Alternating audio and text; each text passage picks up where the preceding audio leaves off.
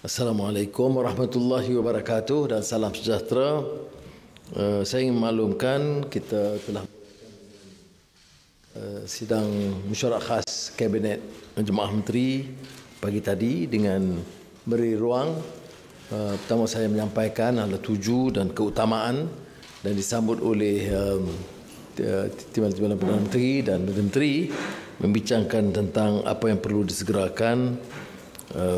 Dan juga saya sampaikan tentang hasrat kepada Yang Maha Pertuan Agong dan Majlis Raja-Raja Melayu.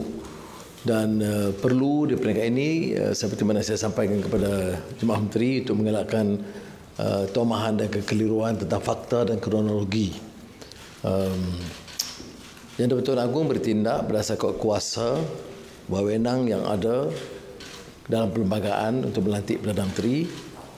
Walaupun diperaku oleh Tan Sri Muhyiddin yang mempunyai 115, tapi belum tempoh had yang ditetapkan pada jam 2 petang keesokannya, di mana 9 dari ahli Parlimen UMNO telah tarik dan pihak GPS telah memberi perakuan untuk menyerahkan kebijaksanaan Yang Pertuan Agong untuk memutuskan.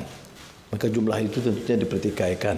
Dan ini dimaklumkan kepada Majlis Raja-Raja Melayu yang kemudian membuat keputusan sebulat suara menetapkan calon Perdana Menteri yang baru. Jadi saya rasa sudah sampai ketikanya untuk menerima kenyataan ini dan jangan mempertikaikan kuasa dan wewenang serta kebijaksanaan Kebahaduli Yang Maha Mulia dan Pertuan Agong. Ini tidak menghalang usaha-usaha lain mengikut jalur Parlimen dan demokrasi untuk menolak dan sebagainya. Tetapi untuk mempertikaikan keabsahan tidak sesuai. Dan ini terkait juga dengan keputusan pihak keselamatan khususnya PDRM untuk melakukan siasatan. Saya ini bezakan. Pertama, dia bukan arahan Perdana Menteri atau kerajaan. Ini adalah ketetapan dalam perlembagaan dan kenyataan tegas oleh Raja-Raja Melayu yang membuat kenyataan tentang kewaspadaan terhadap memainkan sentimen perkauman dan juga sikap pelampau agama. Arahan itu adalah daripada Raja-Raja Melayu untuk mematuhi semangat perlembagaan. Dan ini tidak boleh disamakan kritikan kepada Perdana Menteri atau kritikan kepada kerajaan. Dan saya tidak pernah mengarahkan, malah memberitahu Ketua Polis Negara bahawa kritikan terhadap Perdana Menteri itu kerajaan itu dalam sistem demokrasi dibenarkan dan diizinkan. Ya. Seperti mana saya juga akan menggunakan ruang untuk menjawab bila perlu. Dan umpamanya beberapa langkah untuk menyiasat perbelanjaan yang tinggi mencecah hampir 600 bilion ringgit tanpa tender.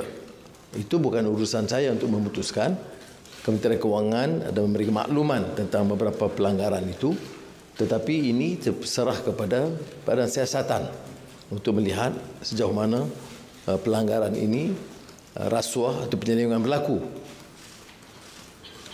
Kedua adalah menetapkan bidang kuasa. Sebagai Perdana Menteri, saya tidak memilih untuk membolot semua kuasa yang ada, tetapi untuk mengagihkan kepada rakan-rakan yang telah diberi mandat. Umpamanya, kita sekarang ini bersiap sedia untuk menghadapi bencana banjir. Anjuran daripada Jabatan Kaji Cuaca mungkin akan lebih murung dan akan mungkin membebankan. Oleh demikian, Timbalan Perdana Menteri Datuk Seri Zahid diminta untuk memfungsikan jatuh kuasa bencana dan akan mengadakan langkah-langkah segera untuk menghadapi, akan memantau dan membuat persiapan. Ya. Timbalan Perdana Menteri Datuk Seri Fadilah diberikan tugas dan saya anggap ini sepenuhnya kepada beliau untuk memastikan semua perkara-perkara yang masih tersangkut mengenai MA 63 disegerakan. Kebanyakan ini telah dapat diselesaikan, tetapi ada yang menimbulkan keresahan dari rakan-rakan kita di Sarawak dan Sabah, itu patut disegerakan. Dan sekiranya perlu itu dipantau dan dikemukakan cadangan supaya penyelarasan di antara persekutuan dan negeri itu dapat dilakukan. Saya bagi contoh yang dibangkitkan juga oleh Premier, iaitu kadang-kadang oleh kerana peraturan-peraturan yang sedia ada mempersulit pelaksanaan di peringkat negeri kerana kelulusan itu terlalu banyak jabatan di kementerian. Hal ini saya percaya akan dicadangkan oleh TPM untuk dapat kita laksanakan segera, kerana saya tidak mahu perkara ini berlanjutan. Sebab itu saya pergi dalam tempoh 1 bulan ada kemajuan yang ketara dalam menangani hal tersebut. Dan juga masalah pembangunan, kerana kita tidak mahu terlalu ketara kesenjangan tahap pembangunan di kawasan yang mewah dengan kawasan yang paling miskin, pedalaman Sabah Sarawak, seperti juga beberapa kawasan terpencil di Semenanjung. Oleh demikian, bersama Menteri Kejaraya Datuk Seri Alexander Linggi, kita berikan tugas penyelarasan ini kepada TPM Fadilah untuk Sabah Sarawak dan tentunya di bawah bidang kuasa TPM Zahid untuk kawasan-kawasan di Semenanjung. Saya ingin juga mengumumkan bahawa amanah itu harus dijalankan dengan telus, dan sekiranya tidak ada kecenderungan untuk mengutip dana haram, kita boleh ambil langkah-langkah perlu. Umpamanya, satu hari saya jadi Menteri Kewangan, saya boleh ambil keputusan untuk membatalkan keputusan awal tahun ini mengenai cabutan khas perjudian yang dilakukan dengan jemaah menteri yang disertai oleh Bersatu dan PAS, iaitu meningkatkan jumlah cabutan khas dari 8 ke 22. Pada hari ini saya mengarahkan supaya jabatan itu dikekalkan dalam tahap yang lama, iaitu 8 kali. Maksudnya 8 naik 22, dan mulai 1 Januari 2023 cabutan khas perjudian yang sekarang diterima oleh Kerajaan Perikatan Nasional sebagai 22 kali akan turun 8 kali. Saya juga telah bersetuju setelah bincang dengan Tan Sri Syed Mokhtar. Tan Sri Syed Mokhtar itu ditegur kerana punyai monopoli import beras. Untuk berlaku adil, kita harus tahu bahawa ini kebenaran import ini bukan concession, bukan dianugerah kepada beliau, dianugerah kepada syarikat Bernas yang pada ketika itu dipunyai oleh Tan Sri Boon Seng 31% dan Tan Sri, syarikat ini dipunyai oleh Tan Sri Syahidan Kasim. Tan Sri Syed Mokhtar telah membeli syarikat ini 31% daripada Tan Boon Seng, sekitar 800 juta ringgit, dan kepada syarikat ini dipunyai oleh Tan Sri Syahidan Kasim 400 juta ringgit. Jadi beliau tentunya punya tanggungan untuk membayar balik, tapi saya ingin bagi jaminan, kerajaan di bawah pimpinan saya tidak akan lagi mengizinkan cara pembolotan kekayaan oleh tokoh-tokoh politik dengan begitu mudah menghisap darah pesawah padi yang miskin. Dan sekarang umpamanya kita tidak boleh bebankan umpamanya seorang Syed Mokhtar sehingga kita dapat teliti keuntungan dia dan sama ada pulangan itu berpatutan. Tetapi saya telah gesa beliau untuk berbuat sesuatu segera. Maka beliau peruntukkan sekarang bulan ini juga 10 juta ringgit kepada petani pesawah padi, penanam padi dan pesawah miskin, dan mulai tahun depan 50 juta ringgit daripada Bernas. Saya hanya berikan contoh ini dalam masa singkat. Kerana apa? Kerana ini yang kita katakan governance. Ini dikatakan tata kelola yang baik. Bukan slogan Melayu ataupun Islam, tetapi pelaksanaan. Ya. Saya juga suka cerita memaklumkan bahawa telah bincang dengan Saudara Muhammad Sabu, Menteri Pertanian dan Keterjaminan Makanan. Ada beberapa langkah diambil, termasuk telur yang diharapkan diumumkan oleh beliau esok dengan harga yang lebih rendah dan kerana mengurangkan kebergantungan kepada kartel. Jadi kita harap jumlah pengedaran telur dalam pasaran cukup dan harganya itu diberitahu tadi akan dikurangkan.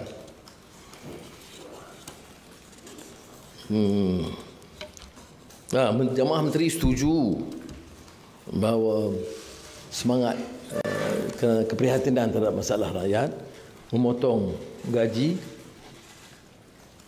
tiap bulan 20%.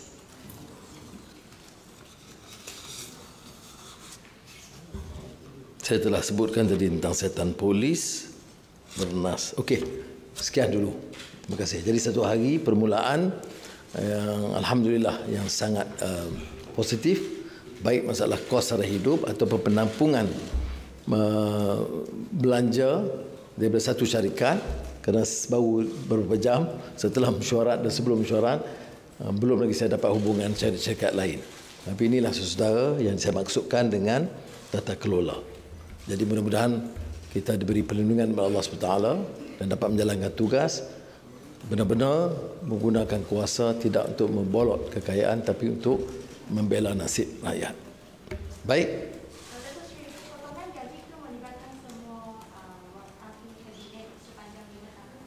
Ya, sehingga ekonomi pulih.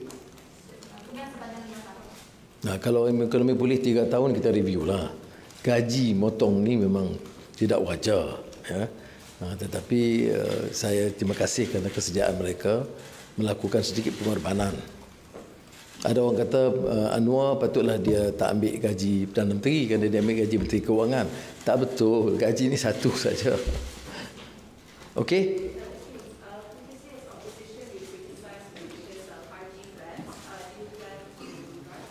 I've instructed that this be reviewed because it was not done in a transparent manner. There was no proper tender process, and therefore we need to review to make sure that we follow a strict financial procedure to ensure that things are done properly. Similarly, like what I referred to, the issue of gambling. Certainly this is partly used to finance the elections. We have to check on that, you see. Whether you call yourself a Malay party or the Islamic party, notwithstanding, the funds come from the gaming companies. Yes.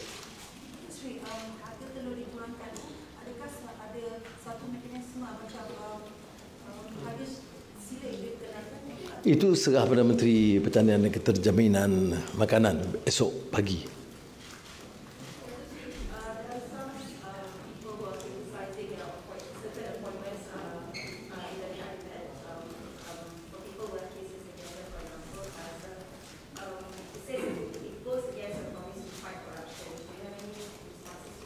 Yes, we are determined. I made very clear, and the ministers are clear, the issue of governance and anti-corruption drive. There's no compromise on that. And if it comes from some leaders that I know who talk about kleptocracy, may I take this opportunity to explain? Kleptocracy means a system, a cracy that allows leaders to steal. Now, those who've been saying this should not confine to any particular person. It's a system. And it's interesting that those who have been using this kleptocracy are themselves very much compromised in many of these big dealings benefiting their sons or children or in-laws. So I must remind them that if you really want to get to the bottom of it, you must be prepared to be truly transparent and be truly investigated. Investigations cannot be selective. That's our position. As far as we are concerned, I believe and trust my cabinet team is determined to ensure that we follow strict rules and the principles of good governance. Bagaimana dengan pendirian kerajaan industri terhadap rasa-rasa kerajaan terdahulu?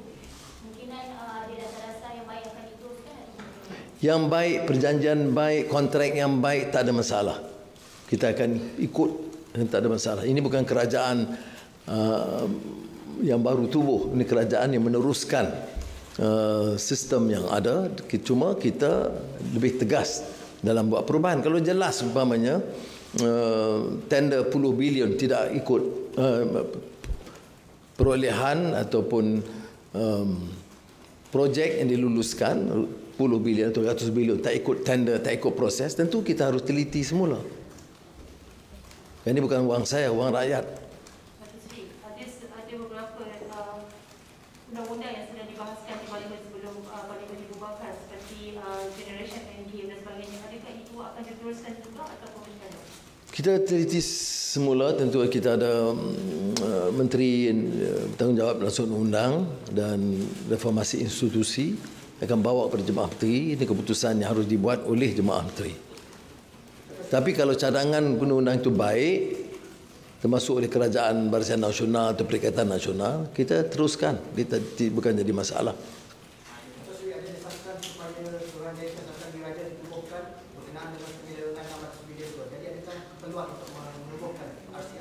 Dia belum dibawa dan dibincang oleh jemaah menteri.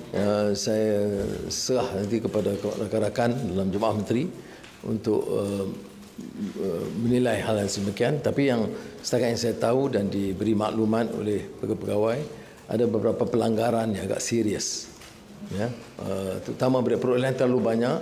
Jadi bila kita luluskan beberapa projek, jadi markup itu terlalu tinggi dan dana itu sampai kepada parti-parti tertentu yang memperlihatkan keupayaan mereka berbelanja luar biasa.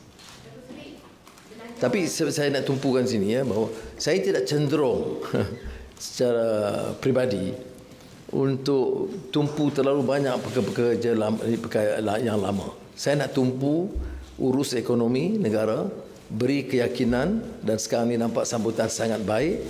Ramai yang telah minta janji dari syarikat pelaburan dari India, dari China, dari Amerika, Eropah untuk minggu akan datang, dan saya akan tumpu lebih banyak untuk menjana pertumbuhan ekonomi. Dan esok pagi saya akan ke Kementerian Keuangan. Akhir.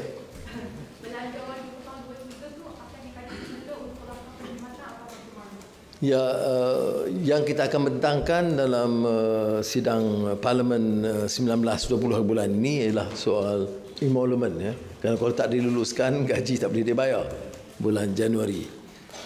Tapi itu mudah. Tapi belanjawan itu tentulah diteliti semula. Saya fikir sebahagian besar itu boleh diterima. Ada orang buat andaian bahawa kita menentang semua, tidak.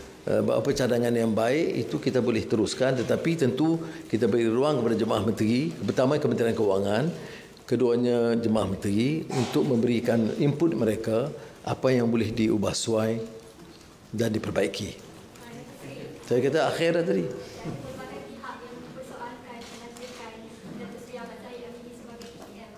Itu ada hak mereka untuk pertikaikan, tapi alasan yang pertikaikan itu siapa dan alasan apa?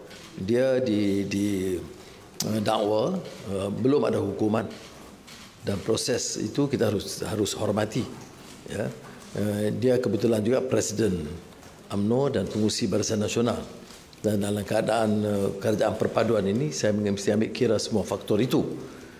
Tetapi yang saya muskil, dan ini bukan saya suarakan sekarang, secara konsisten bertahun-tahun, orang yang menjerit soal rasuah itu harus bersih.